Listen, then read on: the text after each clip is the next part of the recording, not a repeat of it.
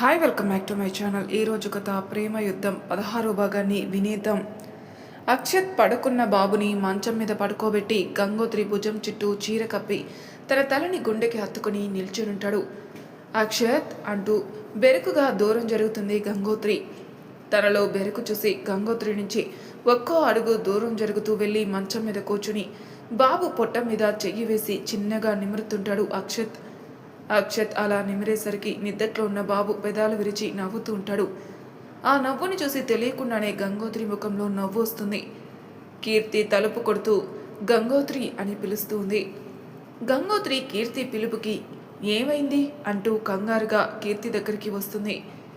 ఏం కాలేదు, పిల్లలు అమ్మా అంటూ ఏడుస్తున్నారు, నువ్వు వస్తావని పిలిచాను అంటుంది. అక్షత్ బయటకొచ్చి అందరినీ చూసి రే అంటాడు. వాళ్ళు అక్షత్ వైపు చూసి పెద్దగా ఏడుస్తారు. రే అక్కి, నువ్వెక్కడికి వెళ్ళావు ఇంతసేపు అంటాడు ఒకడు. అయ్యో అక్కికి దెబ్బ తగిలిందిరా అంటూ నీరసంగా ఉన్న ఒక పిల్లాడు లేచి వచ్చి అక్షత్ ముందు నిల్చునుంటాడు. అక్షత్ వాడి ముఖం చూసి కూర్చుని ఏంటమ్మా అంటాడు.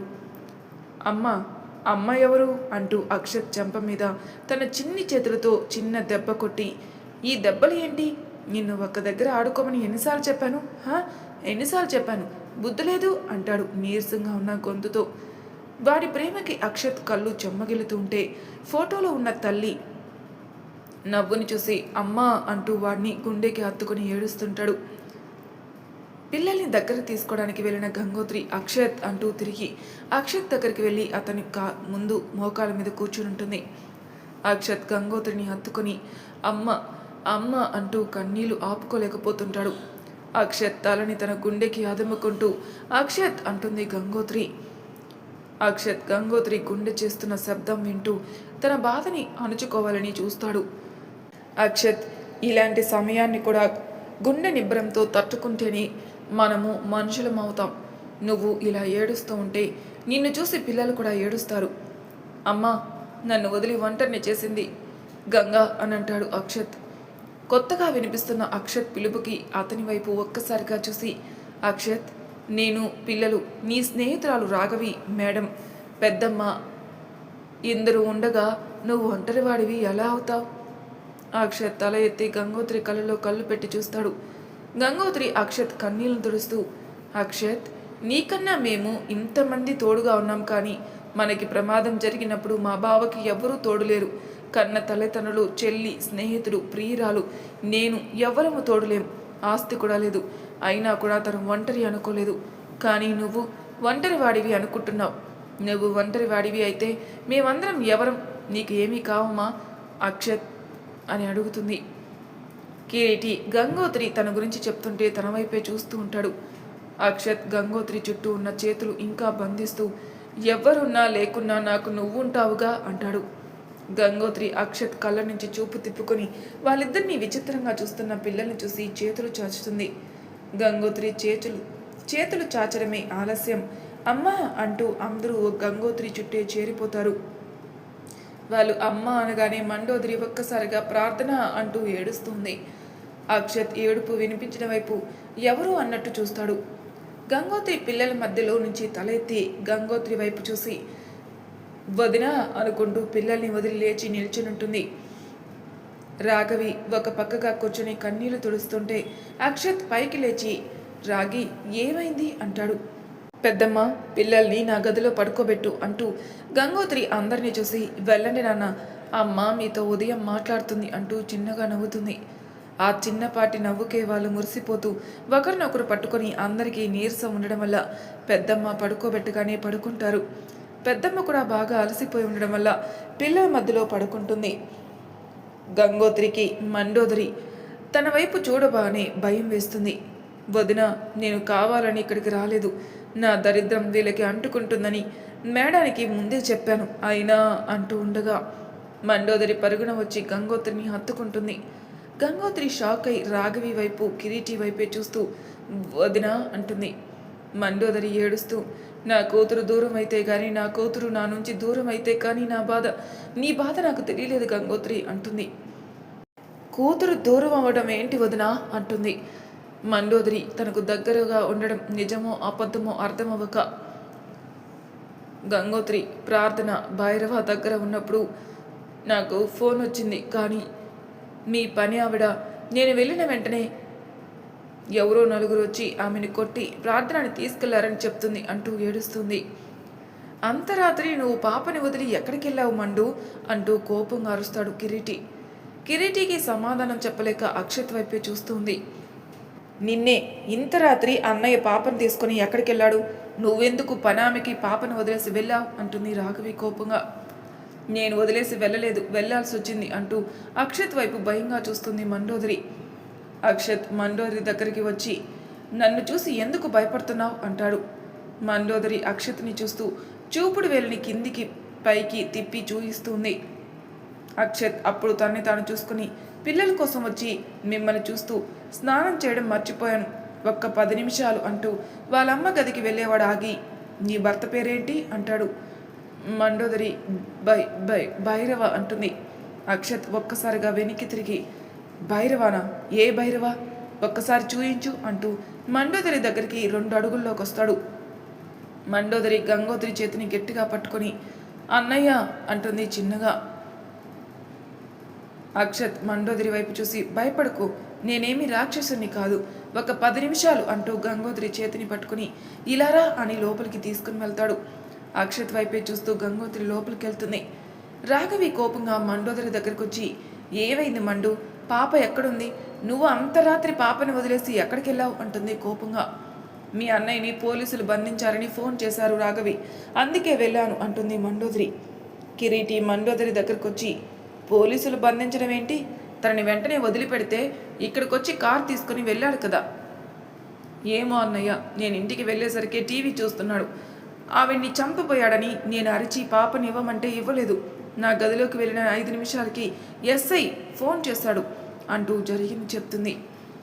మండోదరి చెప్పింది విని షాక్ అవుతూ అదేంటి, పోలీసులు తీసుకుని వెళ్ళుకుంటే ఎక్కడికి వెళ్ళినట్టు అంటాడు కిరీటి.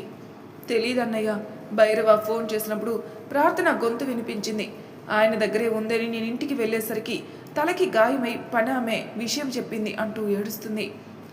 మండోదరి చెప్పింది అర్థం అవ్వక కిరీటి రాఘవి ఒకరినొకరు చూసుకుంటున్నారు. అక్షత్, ఇక్కడికి తీసుకొచ్చావేంటి అంటూ అక్షత్ వైపే చూస్తుంది గంగోత్రి. ఇది మన గది కాబట్టి నేను ఇక్కడికి తీసుకొని వచ్చాను. అక్షత్, నువ్వు అలా మాట్లాడుకు, నాకు కొత్తగా ఉంది. నీకు గతం గుర్తుకు వచ్చింది ఇప్పుడే కదా, నేనెలా తెలుసు నీకు అంటుంది గంగోత్రి. అక్షత్ గంగోత్రి వైపే చూస్తూ నీకు తాళి కట్టింది నాకు ఇప్పుడే గుర్తుకొచ్చింది గంగా, కానీ నేను నిన్ను ప్రేమించింది నాకు ఎప్పుడు గుర్తుకుంటుంది అంటాడు. ప్రేమించావా? ఏమంటున్నావు అక్షత్ అంటుంది గంగోత్రి.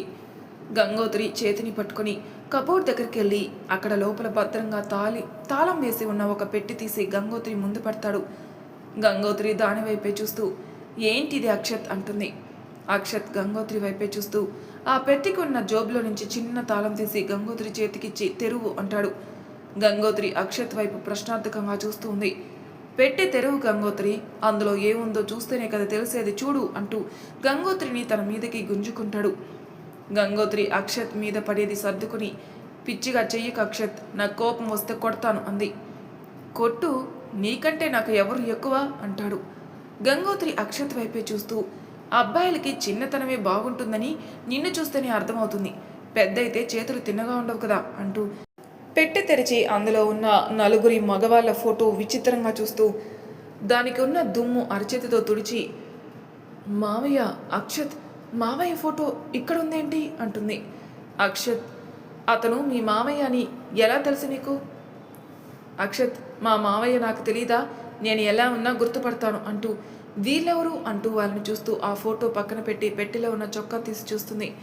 గంగోత్రికి మండోదరి గురించి చెప్పడానికి వచ్చిన కిరీటి రాఘవి వాళ్ళని చూసి బయటికి వెళ్ళబోయి గంగోత్రి మావయ్య అనేసరికి దగ్గరికి వస్తారు. కిరీటి కింద తన తండ్రితో పాటు ఉన్న ఫోటో చూస్తూ ఇది రాఘవి వాళ్ళ నాన్న కదా అంటాడు. రాఘవి కూడా ఆ ఫోటో చూస్తూ అవును, ఈ అంకుల్ ఫోటో మా ఇంట్లో ఉందే, అక్కి వీళ్ళెవరు అంటుంది. అక్షత్ ఫోటో వైపే చూస్తూ మధ్యలో ఉన్న వాళ్ళు మీ ఇద్దరి నాన్నలు, ఈ చివరనది మా నాన్న, ఆ చివర ఉన్నది గంగోత్రి వాళ్ళ నాన్న అంటాడు. ఆ మాటకి గంగోత్రి తలెత్తి ఒక్కసారిగా ఫోటో వైపు చూస్తుంది. అక్షత్ అంటారు కిరీటి రాఘవులు. అవును, వాళ్ళ 4 వాళ్ళ కాలేజీ రోజుల్లో స్నేహితులు అంటాడు అక్షత్. ఆ విషయం నీకెలా తెలుసు అంటూ ప్రశ్నిస్తాడు కిరీటి. నేను మొత్తం చెప్తాను కిరీటి, చెప్పాల్సిన సమయం వచ్చిందని అనుకుంటున్నాను. కాకపోతే నాకు ఒక అరగంట సమయం ఇవ్వండి, నేను స్నానం చేసొస్తాను అంటూ లేచి అక్కడి నుంచి వెళ్తాడు. గంగోత్రి అక్షత్ వెళ్తున్న వైపే చూసి, మేడం, ఈ పోలీస్ చొక్కా మీద ఇది కుట్టింది నేనే కదా అంటుంది. రాఘవి దాన్ని చూసి అవును అని తలూపుతుంది. గంగోత్రి దాన్ని కిరీటి చేతికి ఇచ్చి, ఏంటిది బావా, అప్పుడు మేడం నాతో ఏదో కుట్టమంది, చదివి చెప్పవా అంటుంది. కిరీటి చొక్కా తీసుకుని చూసి, ఐ లవ్ యూ కర్నల్ అని ఉండడంతో అదే చెప్తాడు గంగోత్రికి. అంటే ఏంటి బావా అంది. కర్నల్ అంటే సరిహద్దుల్లో ఉండే సైనికుల్లో పెద్దవాడు, ఐ లవ్ యూ అంటే నేను నిన్ను ప్రేమిస్తున్నాను అంటూ బయటికి వస్తాడు అక్షత్. అక్షత్, అలా వెళ్ళి ఇలా వచ్చావు, స్నానం సరిగ్గా చేశావా అని కోపగించుకుంటూ అడుగుతుంది గంగోత్రి. సబ్బు కోసం వచ్చాను గంగా అంటూ అక్కడున్న సబ్బు పెట్టి తీసుకొని అక్కడి నుంచి లోపలికి వెళ్తాడు అక్షత్.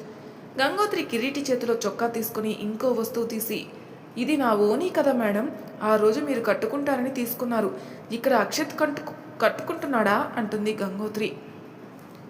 గంగోత్రి మాటలు స్నానాల గదికి వినిపిస్తుంటే చేత్తో తల కట్టుకొని సిగ్గుపడతాడు అక్షత్. రాఘవి కిరీటి కూడా చిన్నగా నవ్వుతారు. గంగోత్రి వేరొక వస్తువు తీసి, ఇది మావయ్య నాకు ఇచ్చాను కదా అంటుంది. ఏంటిది అంటూ చూసిన కిరీటి అది తన తండ్రి గంగోత్రికి ఇచ్చిన బంగారపు గొలుసు. దాని మీద వాళ్ళ నాన్నకి ఇష్టమని గంగా అని పేరు ముద్రించమని తనకు చెప్పడం గుర్తుకు చేసుకుంటాడు. నాకంటే దిక్కుమాలినోడు ఎవరో ఈ గొలుసు తీసుకుని వెళ్ళారనుకున్నాను, అంటే ఇది దొంగతనం చేసింది ఈ దొరా అంటుంది. అక్షత్ స్నానాల గదిలోనే బట్టలు మార్చుకుంటూ గంగోత్రి మాట విని చిన్నగా కన్ను కొడతాడు. గంగోత్రి మరో వస్తువు చూసి, హో, చాలా ప్రేమ ఉన్నట్టుందే అక్షత్ సార్కి, బొట్టు బిళ్ళలు, బ్రష్లు, చెవి కమ్మలు, నా జడగంటలు కూడా ఇద్దును కదా తీసుకుని భద్రంగా దాచుకునేవాళ్ళు. ఇది మరీ ఎక్కువ కాలేదా గంగోత్రి? అక్షత్ నీ మీద ఎంత ప్రేమ లేకుంటే అన్నీ దాస్తాడు చెప్పు. నాకు ఉన్నారు ఎందుకు? నేను వెళ్ళి ప్రేమిస్తున్నానని చెప్తే ఒక నవ్వు, పెళ్లి చేసుకుందామంటే ఒక నవ్వు, విడిపోదామంటే ఒక నవ్వు, అంతకు మించి ఆలోచించినా వృధా ప్రయాస అంటుంది రాఘవి. కిరీటి రాఘవి మాటలకి ఈసారి నిజంగానే అందంగా నవ్వుతాడు. కిరీటి అంత అందమైన నవ్వుని చూసి చాలా రోజులవుతుంటే గంగోత్రి రాఘవిలు నవ్వుతూ వారిని చూస్తూ ఉంటారు. అక్షత్ బయటకొచ్చి, నేను ఈ ఫోటో ఒక్కటే చూస్తావు అని ముందు పెట్టాను, నువ్వు దెప్పక్కర్లేదు అంటూ తీసిన వస్తువులు మళ్ళీ పెట్టెలో పెట్టి ఫోటో చేతిలో పట్టుకుని గొలుసు గంగోత్రి మెడలో వేస్తాడు. గంగోత్రి హక్కుగా వేస్తున్న అక్షత్ వైపే చూస్తూ దూరం జరగాలని చూస్తుంది. కిరీటి ఆ హక్కు నచ్చక వెళ్ళపోబోతుంటే, కిరీటి ఇది నువ్వు అలవాటు చేసుకోవాలి, తప్పదు అంటాడు అక్షత్. గంగోత్రి కూర్చున్న దగ్గర నుంచి లేచి అక్షత్ చేతిలో ఫోటో చూస్తూ, మా నాన్న ఇతను అంటూ ఫోటో మీద చేయి పెట్టి తడుముతుంది. అక్షత్ పెట్టె తిరిగి కబోర్డ్లో పెట్టి గంగోత్రి భుజం చుట్టూ చెయ్యి వేసి ఆ ఫోటో చూస్తూ, మన నలుగురి నాన్నలు కాలేజీ రోజుల్లో తిరుపతిలో చదివేవారట, అక్కడే ఒకరికొకరు పరిచయం అయ్యి స్నేహితులయ్యారు. మా నాన్నకి మిలిటరీకి వెళ్ళాలనే ఇష్టంతో అక్కడి నుంచి ట్రైనింగ్ తీసుకొని మిలిటరీలో చేరాడు. మీ నాన్న కిరీటి వాళ్ళ అత్తయ్యని ప్రేమించి పెళ్లి చేసుకున్నాడు. అది మీ నాన్నమ్మ వాళ్ళ ఇంట్లో నచ్చలేదు, అందుకే మీ మామయ్య సహాయంతో వేరే ఊర్లో కాపురం చేస్తుండేవారు. కిరీటి వాళ్ళ నాన్న రాఘవి వాళ్ళ నాన్న చుట్టాల్లోనే తల్లిదండ్రులు చూసిన సంబంధం చేసుకున్నారు.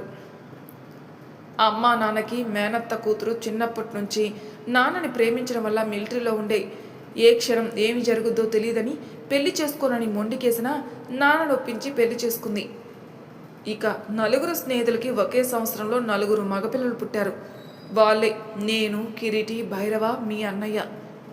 ఒకరోజు ఇంట్లో ఉన్న మీ అన్నయ్య తెల్లవారి చనిపోయాడట. తర్వాత సంవత్సరం ఇంకో బాబు మండోదరి రాఘవి కంటే 6 నెలలు ముందు పుట్టి నిద్దట్లోనే చనిపోయాడట. పిల్లలు చనిపోవడం వల్ల మీ అమ్మ చాలా బాధపడుతుండేదట. అప్పుడే మీ తాతయ్య చనిపోయాడని మీ అమ్మని తీసుకుని తిరుపతిలో తన ఇంటికి వెళ్ళాడట మీ నాన్న. మీ తాతయ్య చనిపోయిన రోజే నువ్వు పుట్టినరోజు, మీ అమ్మ చనిపోయింది. ఆ రోజు నుంచి నువ్వు పుట్టగానే తల్లి చనిపోయిందని, నువ్వు నష్టచాతకురాలివని చెప్తుంటే అది భరించలేని మీ నాన్న నిన్ను ఒంటరిగా మీ నాన్న 2 సంవత్సరాల వయసు వరకు పెంచి పెద్ద చేశాడు. అప్పుడే మీ నాన్నమ్మకి ఒంట్లో బాగోలేదని కబురు వస్తే మీ నాన్న నిన్ను తీసుకుని వెళ్ళి అక్కడే చనిపోయాడట. తల్లిదండ్రులు ఇద్దరూ పోయి దిక్కు లేకుండా ఉన్న నిన్ను మీ మామయ్య ఇంట్లోనే పెంచారు. మీ అత్తయ్యకి నువ్వంటే ఇష్టం ఉన్న సహజంగా ఆడవారికి ఉండే గుణం వల్ల నువ్వు నష్టచాతకురాలవని నీ ఊర్లో చెప్పిన మాటలు ఆమె మెదడులో నాటుకుపోయి చిన్న వయసు నుంచి మండోదరికి కూడా ఆ మాటలు విని వాటిని మనసులో నాటుకుని నిన్ను దగ్గరికి రానిచ్చేదే కాదు. కోడల మీద కంటే కూతురు మీద ఉన్న కొద్దీ ఎక్కువ ప్రాటి ప్రేమతో మీ మామయ్య కూడా భార్య మాట కూతురు మాట కాదనలేకపోయేవారు. ఇక కిరీటి విషయానికి వస్తే మీ మామయ్య రాఘవి తండ్రి చేసిన వ్యాపారాల వల్ల విదేశాల్లో చదివించే స్తోమత ఉండి కిరీటిని భైరవాని విదేశాల్లో చదివించారు. ఇక రాఘవి మండోదరి స్నేహితుల పిల్లల్లాగే మంచి స్నేహితులయ్యారు. రాఘవికి మొదటి నుంచి మండోదరి ఎంతో నువ్వు అంతే అంటాడు అక్షత్. ఆ మాటకి చిన్నగా నవ్వుతూ రాఘవిని చూస్తుంది గంగోత్రి. మరి మా గురించి నీకెలా తెలుసు అంటాడు కిరీటి. మీ నాన్న వల్లే కిరీటి, ఆయన స్నేహితుడు కుటుంబం అని అప్పుడప్పుడు మా ఇంటికి వచ్చిపోతూ ఉండేవారు అంటాడు అక్షత్. గంగోత్రి ఎక్కడికి మావయ్య అని అడిగిన ప్రతిసారి ఈ ఊర్లో ఉన్న స్నేహితుడు కుటుంబాన్ని కలవడానికి వెళ్తున్నాను అని చెప్పడం గుర్తుకొస్తుంది. కిరీటి రాఘవి హో అనుకుంటారు. మరి నా గురించి అంటుంది గంగోత్రి చిన్నగా. గంగోత్రి భుజాన్ని గట్టిగా పట్టుకొని నీ గురించి వీళ్ళ గురించి ఇక్కడికి వచ్చిన ప్రతిసారి మీ మామయ్య చెప్తుండేవారు. ప్రేమ చెప్పురాది కదా, నీ మీద కూడా అలానే చెప్పకుండా వచ్చింది అంటాడు అక్షత్. మరి నేను కలిసినప్పుడు నువ్వు గంగోత్రి ఫోటో చూసి ఎందుకు చెప్పలేదు అంటుంది రాఘవి కోపంగా. దానికి మాత్రం క్షమించు రాగి, అలా కాశ్మీర్లో కాకుండా భైరవ మండోదరి పెళ్లిలో నీకు షాక్ ఇద్దామనుకున్నాను. అందుకే గంగోత్రిని మొదటిసారి ప్రేమిస్తున్నట్టు తను కావాలని అడిగాను అంటాడు. అక్షత్ వైపు అయోమయంగా చూస్తుంది గంగోత్రి. అవన్నీ తర్వాత చెప్తాలే అంటాడు అక్షత్ చిన్నగా. మరి ప్రమాదం జరిగే రోజు నీకెలా తెలిసింది అంటాడు కిరీటి. నాకు నెల రోజులు సెలవులు ఉంటే ఆ రోజే జమ్మూ కాశ్మీర్ నుంచి ఇక్కడికి వచ్చాను. విమానాశ్రయం దగ్గరికి రాగానే మీ నాన్న ఫోన్ చేసి గంగోత్రిని తీసుకుని తిరుపతి వెళ్తున్నాం, అక్కడ భద్రత పెట్టించగలవా అని అడిగారు. భద్రత ఎందుకో అర్థం కాలేదు నాకు. గంగోత్రి కూడా వెళ్తుంది అనేసరికి తనకి ఏదైనా ప్రమాదం జరుగుతుందేమో అని భయం వేసింది. ఎలాగో సెలవులు ఉన్నాయి కదా, అమ్మకు వచ్చాక చెప్పచ్చులే అని తిరిగి తిరుపతికి వెళ్ళాను. అక్కడ మీ మావయ్య చెప్పిన చోటుకి వెళ్తే ఏదో పెద్ద హడావిడిగా ఉంది అక్కడ. నేను అలసిపోయి ఉండడం వల్ల మీ నాన్న ఫోన్ కూడా ఎత్తట్లేదు అని ఆ రాత్రి హోటల్లో ఉందామని ఆ ఊరు నుంచి 2 గంటల ప్రయాణం చేశాక ఒక కారు ప్రమాదానికి గురైంది. ఎవరో అనుకుని నేను వెళ్ళి చూసేసరికి మీ అమ్మగారు మీ నాన్న కూడా అప్పటికే చనిపోయి ఉన్నారు. గంగోత్రి కనిపించట్లేదు అని వెతుకుతున్నా నా తల మీద బలంగా ఎవరో కొట్టారు. కళ్ళు బైర్లు కమ్ముతూ పడిపోతున్న నేను అప్పుడే రక్తపు మడుగులో గంగోత్రిని చూశాను అంటాడు గంగోత్రి. అక్షత్ గుండె దగ్గర చొక్కా నలిపేస్తూ తన చేతిని పొట్ట మీద వేసుకుంటుంది. కిరీటి రాఘవి అది చూసి బాధపడతారు. అక్షత్ని నలిపేస్తున్న తన చొక్కా చెప్తోంది గంగోత్రి ఎంత బాధ నేర్చుకుంటుందని. గంగోత్రిని ముందుకు తిప్పుకొని గంగా అంటాడు. గంగోత్రి అక్షత్ వైపే చూస్తూ నేను అమ్మని కాలేను అక్షత్ అంటుంది వణుకుతున్న గొంతుతో. ఎందుకు కాలేవు గంగా? బయట చూసావా మనకి ఎంతమంది పిల్లలున్నారో? నువ్వు మోస్తేనే వాళ్ళు మన పిల్లలా?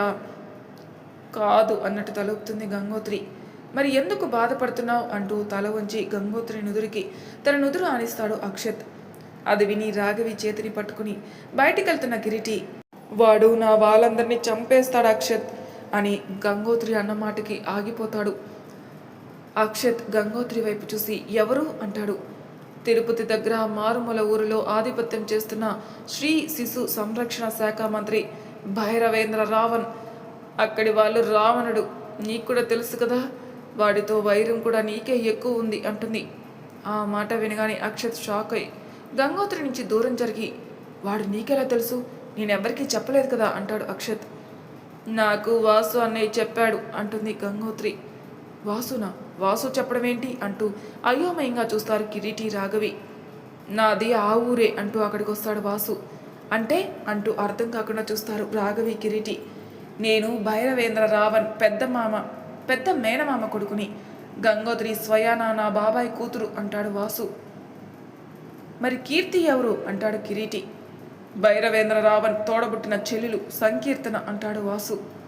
ఆ మాటకి అందరికీ బుర్రలు గిర్రన తిరుగుతుంటే గంగోత్రి కళ్ళల్లో అణువణువు కంపిస్తున్న భావన తన శరీరానికి తగులుతుంటే నీకు భైరవేంద్ర రావణ్ గురించి మొత్తం తెలుసా అంటాడు అక్షత్. హా, నువ్వు తాళి కట్టడం తప్ప నాకన్నీ తెలుసు, అన్నీ తెలుసు. నువ్వు వాసు అన్నయ్య స్నేహితులని కూడా తెలుసు అంటూ అక్షత్ని హత్తుకొని ఏడుస్తుంది గంగోత్రి. అక్షత్ గంగోత్రి వెన్ను నిమురుతూ షాక్ మీద షాక్ తగిలి కృంగిపోయి ఉన్న కిరీటి వైపు చూసి, నువ్వు మీ అమ్మా నాన్నని చంపిన వారిని వెతికిస్తున్న నీకు ఇప్పుడు అర్థమైందనుకుంటా అంటాడు. హా, నా తల్లిదండ్రులు చంపింది భైరవేంద్ర రావణ్ అంటాడు కిరీటి. నా తండ్రికి ఆస్తిపాస్తులు లేకుండా చేసి మమ్మల్ని రోడ్డు మీద వేశాడు ఆ భైరవేంద్ర రావణ్ అంటాడు వాసు. అభం శుభం తెలియని చిన్న పిల్లని విదేశాలకి ఎగుమతి చేసి వారి ద్వారా వచ్చిన డబ్బుల్ని కూడేసుకుంటున్న మంత్రి భైరవేంద్ర రావణ్ అంటాడు అక్షత్. భైరవేంద్ర రావణ్, భైరవేంద్ర రావణ్, భైరవేంద్ర రావణ్ అంటూ పెద్ద పెద్దగా అరుస్తూ చేతిలో ఉన్న ప్రార్థనను చూసి పైకి ఎత్తుకుని నవ్వుతూ, నా వారసురాలు, నా వారసురాలు అని నవ్వుతూ, మీకు ఇంకో అమ్మ గంగోత్రిని తెచ్చి నిన్ను నా రావణ కోటకి మహారాణి చేస్తాను అంటూ పెద్ద పెద్దగా అరుస్తూ ఉంటాడు. భైరవేంద్ర రావణ్ అరుపులు, ప్రార్థన, ఏడుపులు ఒకేసారి చెవిన పడి భైరవేంద్ర రావణ్ అంటూ దిక్కున లేచి కూర్చుంటాడు భైరవ. మరి తర్వాయి భాగంలో ఏం జరుగుతుందో నెక్స్ట్ ఎపిసోడ్లో తెలుసుకుందాం. అంతవరకు నా ఛానల్ సబ్స్క్రైబ్ చేయని వాళ్ళు ప్లీజ్ సబ్స్క్రైబ్ చేసుకోండి. Thank you for listening.